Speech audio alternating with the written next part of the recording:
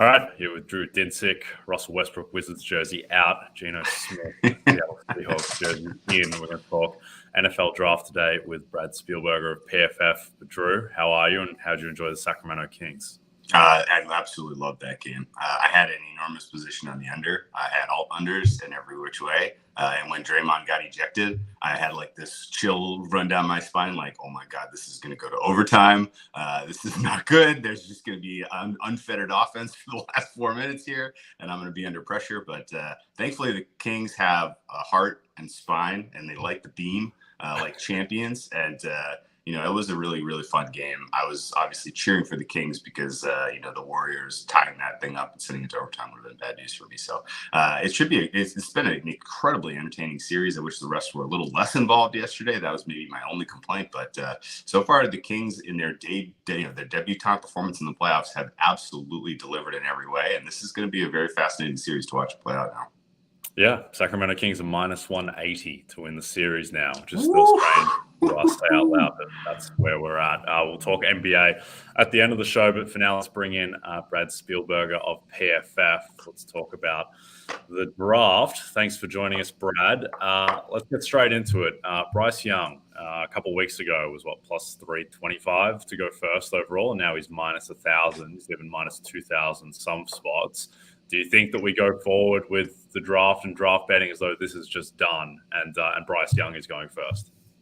I do. I think the draft now starts at 2 with Houston. Okay. I love it. Let's dive in then, because this is now 10 different ways you could take this. Houston is playing possum. They're trying to trade out of the 2 or just to feel out what kind of value they have at the 2 because they presumably have a pretty decent gap between Bryce Young and the next best quarterback on their board. And Jay and I talked about this a little bit yesterday. My opinion has not changed. Ultimately, I think Houston is just doing their due diligence. They're kind of feeling a little bit of maybe remorse for not trading up to the 1 with the Bears and just getting, locking in Bryce Young. And I think ultimately they just settle for their QB at 2, as opposed to taking a defensive player, which has been floated, or trading out of the 2. I won't ask your opinion of whether or not you think that will happen. I will just kind of postulate, could it be Will Levis in that spot, or do you think CJ Stroud ultimately gets the call at 1.02? If the Texans stay at 2, I think they will draft Will Levis. Yeah, I think he is the number 2 quarterback on their board. If they decide, we're not going to go the defensive route, like you said, there's no chance they trade up from 12. Like, people are floating. Like, if you're going to take the quarterback, you're just going to go ahead and do it at 2, and I think it would be Will Levis. Unreal. Okay, well, let's talk about the ripple effects of all of that. So how do you feel that the first 4 picks of the draft unfold? So you think it goes Young, Levis, and then what do you think happens at 3 and 4? Well, I will say I think that the defense thing is real. I think it probably will be Will Anderson, but if it was Levis at 3, I think Arizona is going to try very, very, very hard to trade out. Obviously, I think at this point the only marks really are the Las Vegas Raiders at 7 and the Tennessee Titans at 11. We mentioned Atlanta pre-show. I think it's real. I do not think Atlanta is going to make a move for a quarterback in this draft. Maybe we'll get into them a little bit later, but yeah. So then at 3, I think it is.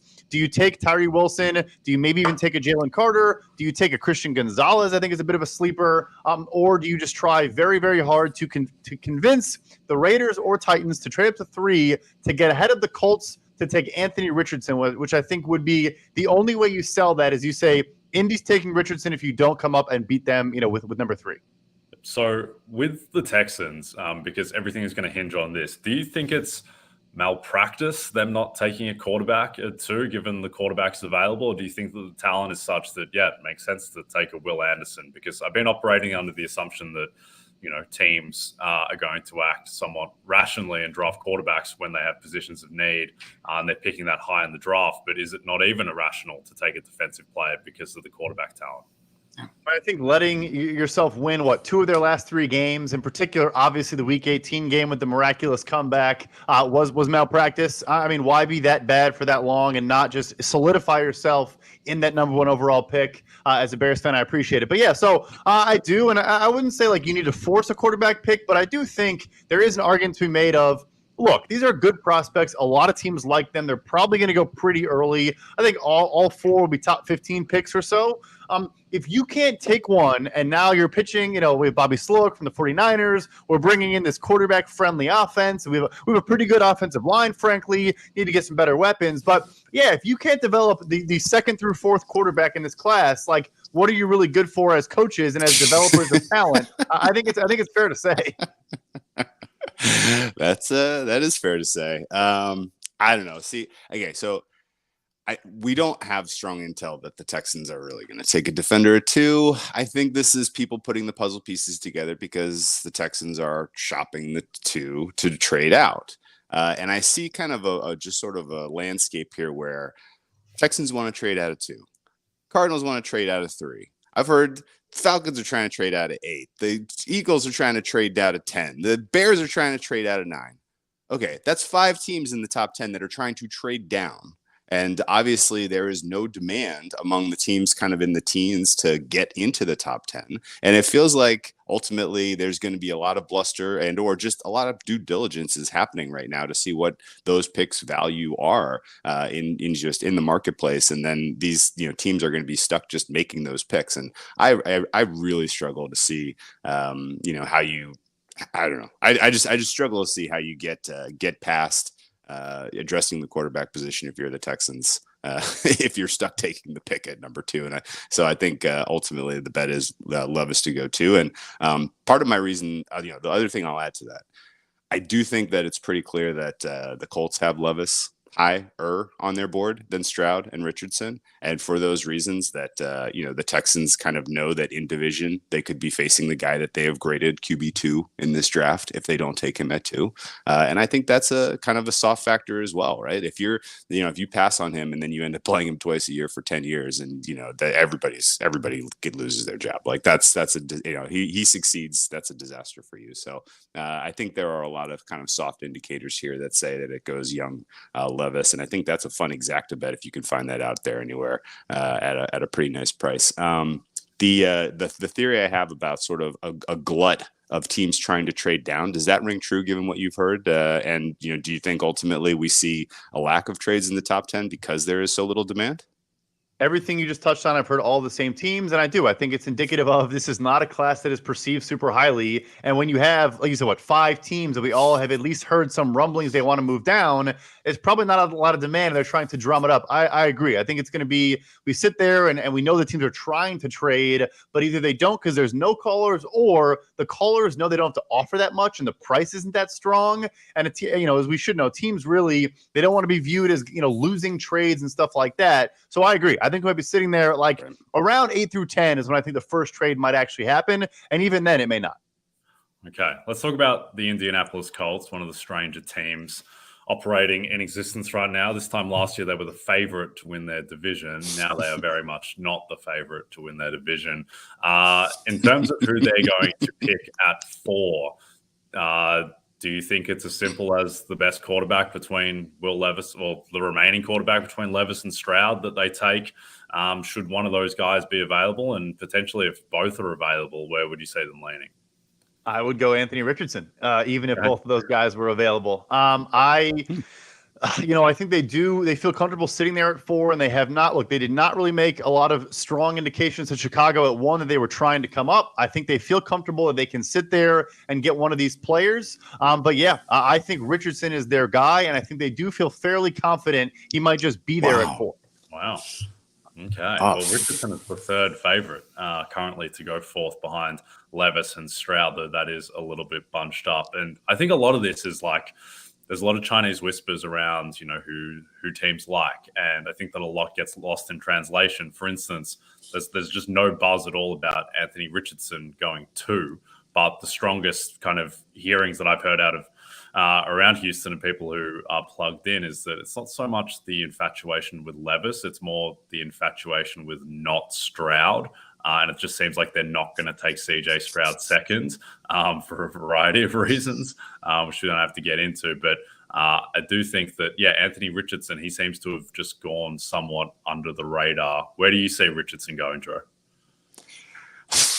I think he slides. And it's not necessarily because of, I think he's been over, the value and the evaluations have missed. I think it's much more of a Texans, I think, take Stroud. I'm sorry, excuse me. Texans, I think, take Levis, and I think Cardinals have a difficult time trading out of the three and take a defender. And honestly, like the Colts are in a tough spot because they need a guy that they can start week one realistically, and I don't think Anthony Richardson's that guy. The Colts are the sort of the one team where I'm the most. I mean, I respect Brad's opinion, but I found it surprising just because I feel like they're the team least inclined to go with the high upside development guy, just because of where they are in their arc. But maybe I'm missing something entirely there because no one that I know really has a very strong read on what's going on with the Colts board other than they have Levis over Stroud, and it seems like everyone I've talked to that's picking in the top 10 has Levis over Stroud, which is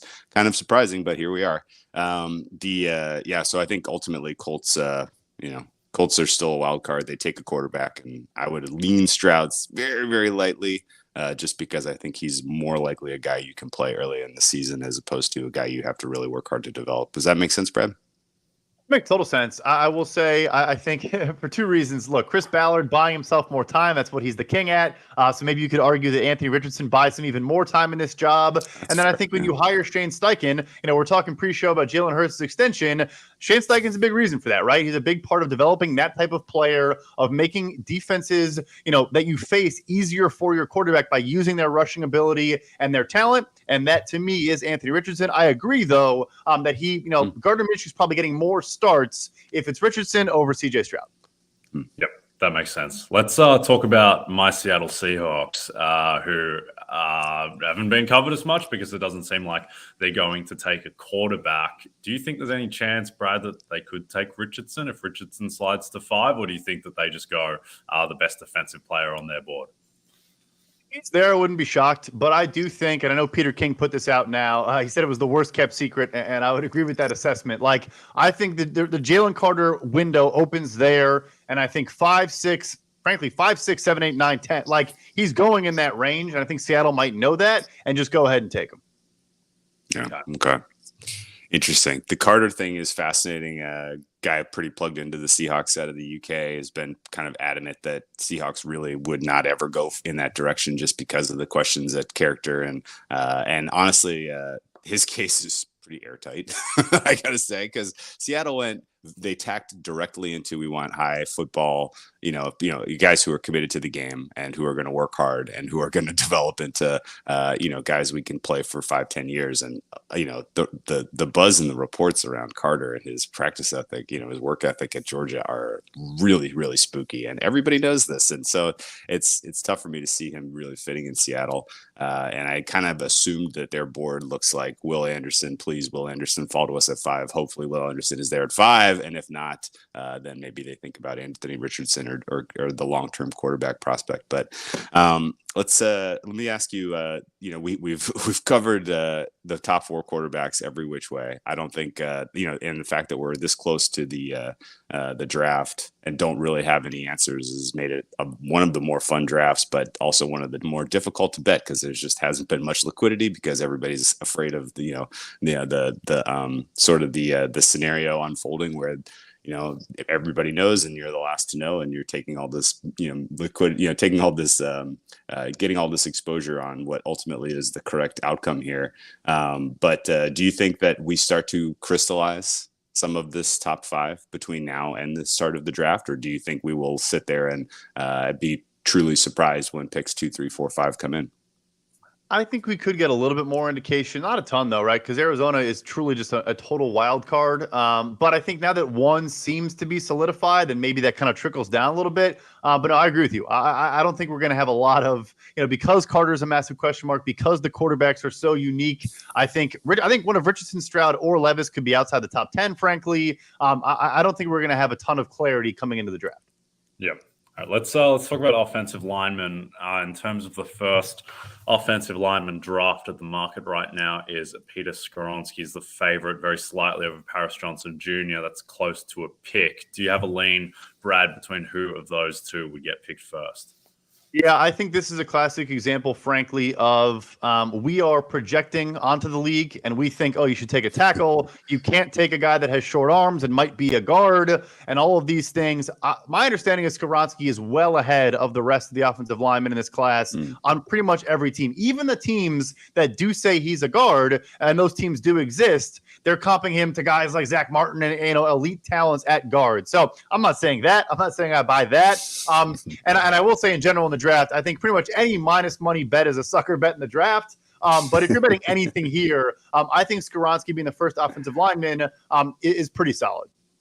I've gotten kind of a read that we're going to see O-line go 9, 10, 11-ish, maybe all three of those picks.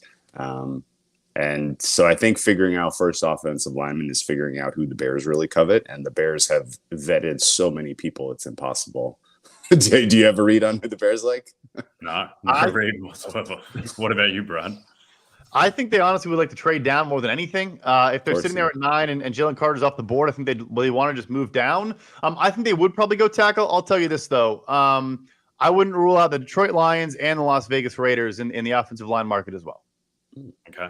Interesting. That makes sense. All right, let's hit a quick read and then talk about first cornerback drafted. A reminder to download the Roto World app to receive breaking player news all season long. Stay ahead of the competition by favoriting players on your roster. Get the latest injury updates, player news, and much more delivered right to your phone. It's available in the App Store today.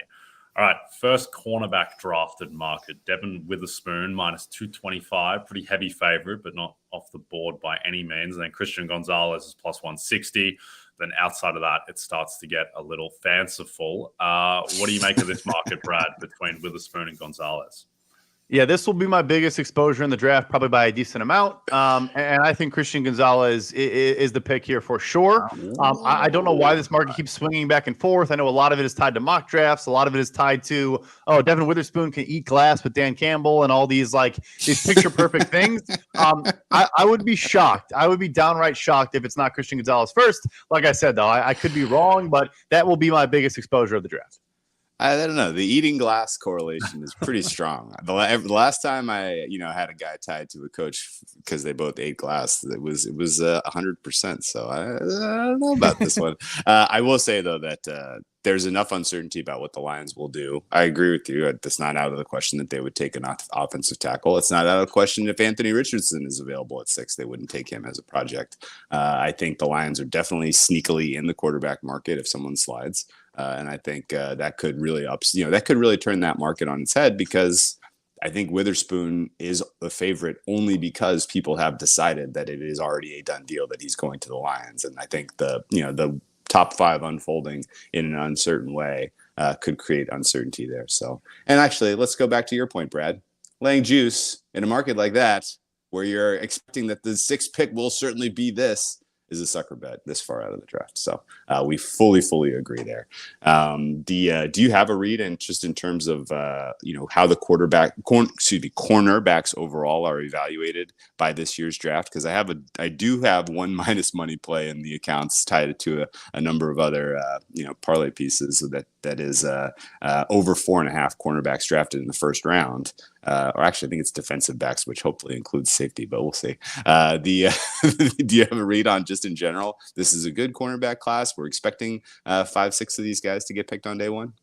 I think it's a great bet. I think 4 are an absolute lock, and those would be, of course, Gonzalez, Witherspoon, Joey Porter Jr., and I've actually heard Emmanuel Forbes could be the 4th cornerback taken, and then Deonte Banks looks like he'll be a first-rounder as well, and then you hear some talk of maybe a guy like DJ Turner at Michigan sneaks in. Of course, you're referring to Brian Branch, didn't test very well, but is a phenomenal football player, whether he's a safety or a corner, you get the DB. Importantly, I guess I should mention, a lot of these websites use NFL.com's positional designation, and they have Brian Branch as a cornerback. So if that's your bet, you should be safe there. But yes, the over 4.5, I think, is probably one of the few position type bets I'd probably place here. Okay, I like it. Let's talk about Bijan Robinson. A lot of Bijan to the Falcons hype. The Falcons now plus 250 to be the team that drafts Bijan Robinson, edging in front of the Cowboys and the Texans and the Eagles, who are in the 6-1 to 7-1 range. Do you think Bijan ultimately ends up on the Falcons, Brad? I think that's where it starts. I think that's where serious consideration comes in. I know people are mentioning Tyler Algier having a 1,000-yard season. Washington, you always hear, oh, they just took Bijan Robinson. Like, those guys are not preventing these teams from taking Bijan Robinson in any way, shape, or form, with all due respect to those players. So I kind of do think he goes top 10. I don't know who's going to take him. I don't think Chicago or Philadelphia do it. So I guess that would be Atlanta would be my answer. Yeah, I think he's going to be a top 16 pick, no question about it. It's so hard to find a landing spot. It really is. And honestly, I don't know if you were doing draft grades and the Falcons took Robinson at 8, is your immediate reaction like what happened here? Like, we learned nothing really. Like it seems insane to use that much draft capital in running back, especially in a market like this where there's going to be a million options you can go to for absolutely dirt cheap deals after the draft is over. I mean, is this are we really still considering a top 10 pick on running back? It's crazy too, because I get that it's a weak class. So people say, oh, well, we don't like the guys, other positions. Let's just take a quote unquote generational running back. But it's also a very deep class at running back. Like, I like a lot of guys on late day 2, day 3, I think could come in and beat Tyler Algier, for fantasy football purposes, whatever. So yeah, I think it would be insane, or I think it will be insane. I also fully expect it to happen. Brad, is there any other team on day one that you think you have a really good grip on who they're going to take or what position they're going to lean? Anyone on the board that you like? Yeah, so obviously referenced it a little bit. The always taking the plus money, the longer odds. I think the biggest sucker bet in all of the draft is when you do the team position link and you take the favorite that is like minus 125 or even honestly plus 125, plus 150. So I mentioned Lions. Last time I checked, it may have changed, but Lions to go offensive line is 40-1 right now. So I mentioned them before. It was Peter Skoronski specifically, and the thesis is this: that look, Taylor Decker has 2 years left on his contract. A good player, not a great player, but a very good player. Penei Sewell playing at right tackle, a phenomenal player. You take Peter Skoronski, you play him at right guard, which as of today, it'll either be Halapulavati Vaitai or Graham Glasgow, who are on basically minimum contracts this year. You put Skoronski at right guard, and then when Taylor Decker moves on, you slide Sewell over to left tackle, and you put Peter Skoronski at right tackle. That's the thought there. I think 40-1 is great value. Second one, staying in the NFC North, the Packers are 4-1 to go defensive line. Everyone and their mother is going, oh, they're going to go wide receiver, they're going to go tight end. I think they are right in that range of Lucas Van Ness, Miles Murphy, those type of players. I think 4-1, not as long odds, but I think is a very good bet. Wow. Okay. Detroit Lions offensive line 40-1, Christian Gonzalez plus 160, and Packers 4-1 D line. It's a lot of good stuff to jump all over. Brad, can you let people know what you're working on leading up to the draft, and also remind people where to follow you? Yeah, of course. So I put out an article today about 5 offensive veterans that could get traded during the draft. I'll have 5 defensive veterans coming out later this week. We'll, of course, be mocking our socks off every day until we actually get to the draft. So you can see all of that at pff.com. Awesome. All right. Thank you, Brad. Good luck to you. Good luck to Christian Gonzalez being the first one. Thank you, guys. Good luck as well. Cheers. All right, before we get into some NBA chat, every season is draft season. Drew, get your RotoWorld Draft Guide bundle today. Dominate your football, baseball, and basketball drafts, packed with profiles, projections, rankings. Order today and get all 3 RotoWorld Draft Guides for the price of 2. Plus, use promo code BERRY and save an extra 20% at checkout. All right, NBA back tonight. The show goes on. Some solid enough matchups tonight. At least 2 of the 3 are. One is very much in the Nets Sixers type of bracket, which is Celtics Hawks, which you don't need to spend a ton of time on unless you've got a bet on it. But what are you playing tonight? Yeah, I got a bet on all of them, man. Wow. What are you kidding? This is the NBA playoffs, Jim. Right. No, I think I liked under Hawks Celtics in game 1. I thought it will that it even got close was just to the degree that the Hawks completely decided to not play defense in the second quarter. I don't think there's really any adjustments that the Hawks can do to start their offense, to get their offense going against the Celtics team that is kind of a perfect matchup for them defensively. I think that this total is too high for the second straight game, and I am under in the Hawks Celtics. I think in general, the side Celtics minus 10.5 is a little high, but I'm not interested in betting the Hawks in this game whatsoever. So under 230 it is for me in the opener. How about you? Yeah, I've got not much interest in this game in terms of Hawks Celtics. I did have a few series bets yesterday though.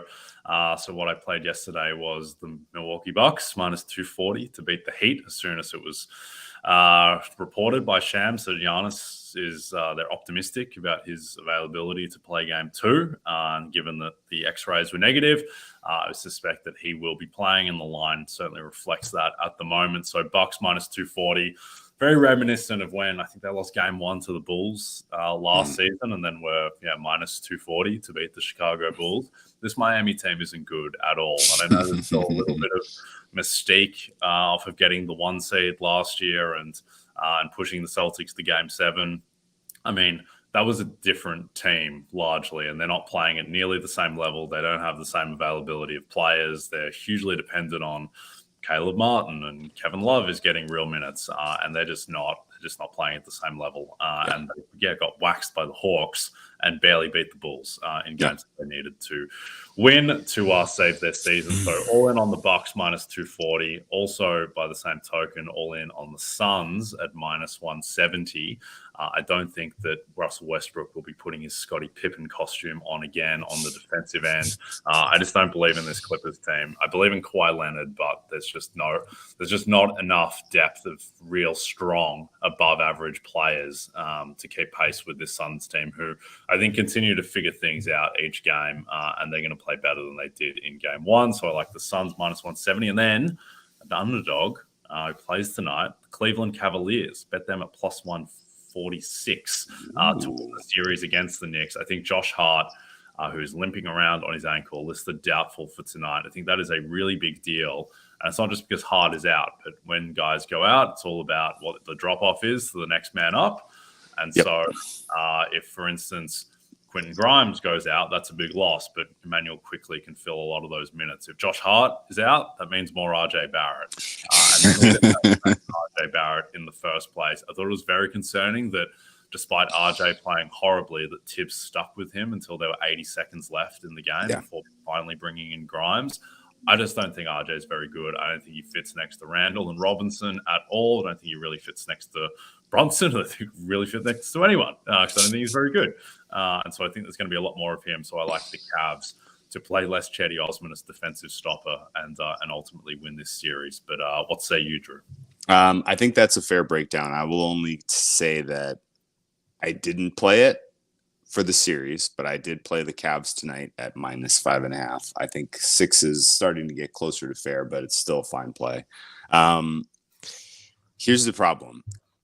If you're playing RJ Barrett more in this game, you are going to get beat. I agree with you. But you are going to learn that you are going to have to pivot away from him as the series goes on, which I think tilts the balance in favor of the Knicks.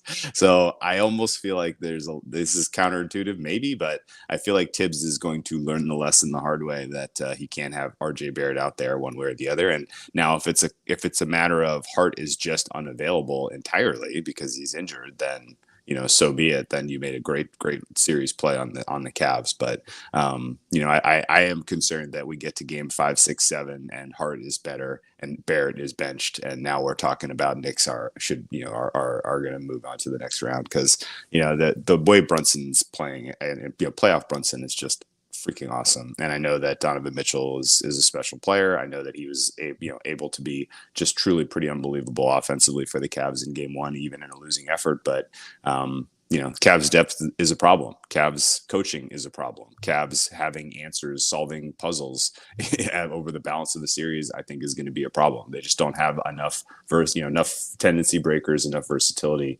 If and when Thibodeau learns he needs to pivot away from RJ Barrett, I think Cavs are in a little bit of trouble. But Cavs for me tonight, I laid the points. I think that's a fun bet. Your other 2 bets, I completely agree with. You didn't even mention in the Heat game or the Heat series, Tyler Hero broken hand. I think the shots are going to dry up for the Heat. They're not going to shoot that well. They can't. They're just not a good shooting team. That was a little bit fluky.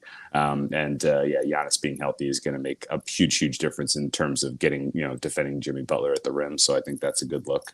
I like your Suns look too, because, the Suns Clippers game 1 had a very feel them out, kind of a vibe. And if I rewatch that tape, I think the answers to what I'm going to do from an adjustment standpoint are really, really, really straightforward for Phoenix. You kind of mentioned it. Everybody else on the floor with Kawhi Leonard, particularly in the rotations where Westbrook is playing center, pack the paint, double Kawhi. Like, you are literally going to be able to dry up the Clippers offense to nothing if you kind of do those two steps. You can get away with small ball and do that. And so I think the Suns have a lot of chess moves left to get the better of the Clippers there. And actually, my favorite play of the night is Suns first half. I laid the -5. I think they're going to come out. They're incentivized now to come out with those adjustments in the first half of this game, whereas the Clippers literally can just run back their plan from game one because it worked as well as it did. So Suns first half for me tonight. Cavs, I laid -5.5, and then Celtics Hawks, I played under 230.5. There you go. Yeah, I think the issue with the Clippers is without Paul George, they just don't really have any levers to pull. Like, they've just got to play their guys, like going small against this team. I mean, they need to play Zubac because he's one of their best players, and you don't have really the luxury of changing things up. Whereas Phoenix, they have so many different lineup configurations that they can mess with until one of these things work. It's when you're that kind of rich in talent, it's the same thing with if you're a Premier League team and you've got more money than everyone else, then you just keep on plugging in different players until you find the lineups that work. And it's a similar thing with, I think, the Phoenix Suns, who they're going to figure it out. And I just don't believe in the talent level of the Clippers. Just quickly on Knicks Cavs, because I think this is in a way the most interesting series along with Warriors Kings. What I found really interesting is that last year when Dallas played Utah, Jalen Brunson completely cooked Donovan Mitchell, and it was kind of embarrassed. And Mitchell was on Harden level mixtapes of just the memes of him getting cooked. That wasn't happening in game one. Mitchell was fine defensively, and he's actually been pretty solid defensively this year relative to his past shortcomings when he had Rudy Gobert behind him. And so I think that defensively, this Cavs team, I mean, they were the best defense in the league for a reason. And I think that they will play better. I think they will get more rebounds. I think Evan Mobley has another gear offensively that he showed towards the end of the regular season. He's not going to shoot, 4 of 13 and score 8 points going forward and project that. Whereas guys like, Brunson was 11 of 24 and 1 of 4 from 3, which isn't deplorable, but, not super efficient. Julius Randle was 7 of 20. Don't think he's really going to be able to really – what Julius Randle is the ultimate flat track bully. Julius Randle against the Charlotte Hornets is amazing. Julius Randle going up against Evan Mobley and Jared Allen, I'm not expecting much from Julius. And having watched a lot of Knicks basketball the past 6 weeks or so, rest in peace, Emmanuel Quickley, 6th man of the year, but just seeing Randle go up against good defenses, he does not scale up. He's like the anti-Jimmy Butler or anti-Kevin Durant, guys who seem to scale up in the playoffs. I think Randle's going to scale down, just like he did in the Atlanta series a couple of years ago. And I'm not expecting Julius to go off. So, we'll see about Josh Hart's health, because that's huge, because he's their 4th best player, maybe. And if they're out him and you're not an elite team and you're out your 4th best player, you're in big trouble when you're the underdog coming into the series. But anyway, it's a fun one. Just lastly, any interest in the Golden State Warriors plus 150 to win this series now? Or the Kings, do they deserve their pretty heavy favoritism tag now up 2-0? I don't mind playing Warriors at that price. I think the Warriors win game 3, game 4. I think this comes back to Sacramento 2-2. Jay, can you believe that one of the historically worst road teams in the regular season lost the first 2 games on the road? Unbelievable. Honestly, the Warriors in seriousness, there were times last night where I was like, these guys, they're old, they're cooked, they're all regressing. I was like, Klay Thompson he's getting burned on defense. He's not even involved on offense. And then they run 2 plays for him and he just buries 2 threes and completely closes the gap in the game. And I was like, okay, well, no, they still definitely have a championship gear. So I think it's way too early to rule out the Golden State Warriors, because this could be a 7-game series. But if there was any kind of situation where the Warriors could solve their road woes, it literally is a Kings team in their first ever game 7. Yeah, I think the concern for the Warriors for me would be that they played really hard last night. They gave everything last night. That wasn't a no-show performance. They really ramped up the intensity. They played Curry 41 minutes. They started Wiggins and played him 39 minutes. Like, that was Golden State full go, and they just got beaten by, I mean, the Kings with their pace, it's like they're playing a different sport. I can't really ever recall this level of pace. And to me, what it reminds me of is, remember that first Chip Kelly, Michael Vick game, a primetime game? I think it was against Washington, where they're just running up and they're just snapping it with 32 seconds on the play clock every time, and it just looks like a different sport. That's the same thing where the Kings are just getting into their offense with 21 seconds on the shot clock. And it's just so hard to defend, and it covers up for some of their personnel deficiencies. Yes. In my heart of hearts, it's just so hard to imagine that this Warriors team, which is now full strength, which now has a sick 9-man rotation, that they're actually going to lose to a team that last night was playing Alex Len and Trey Lyles together in like meaningful minutes in the second quarter. It's just so hard to cross that bridge. But at the same time now, the Kings have just got to win 2 of 5 and they're home. So it's a strange series. It's a strange matchup. Mike Brown deserves all the credit in the world, because the Kings are only in this position because of the coaching tactic around pace and the commitment to that. So he's certainly earned his coach of the year. You agree that the longer we go into the series, the more heavily this favors the Warriors, right? I mean, in theory, because the Kings, their advantage entirely is pace, and you lose pace as you go further on. But also, I've never seen a team just this insanely committed to pace at all costs, and it's like it's the only thing that they care about, and it should be. So I'm not sure if they're just completely they're just an antidote to everything that the playoffs have typically represented in terms of the way that series progress. But you would have to think that it will slow down a little bit at some point, and if it slows down, then it's advantage Warriors. But I mean, at the same time, like, it's not just the Warriors, the fact that the Kings have been able to score. It's the fact that the Warriors last night offensively couldn't really do much in the half court. But again, the whole game was that I think last night the Kings only played 73% of their possessions in the half court. And if that's going to hold, then I think the Kings are going to win this series. And I'm not really sure how the Warriors stop that pace, but they're going to have to figure it out. Yeah, I am just I'm not going to play the series price on this one, but I'm going to bet every game. And I really, really, really hope it goes to like a game 6, game 7. I thought the Kings definitely are leaning into the crowd support a lot. The crowd was incredible last night. I think that it really did help elevate everybody's performances. That energy in a game 1 and game 2 can kind of lift you up. But in a game 7, if it's a nervous energy, that can absolutely, have an unwanted effect in terms of, guys being tight, missing shots. And I think, I think the thing with the Kings too is that, like, just with the commitment to pace, with how fast they're playing, with how much energy they're expending, that just has to be so much easier to do in front of a home crowd. Oh, without question. Without question. Do that.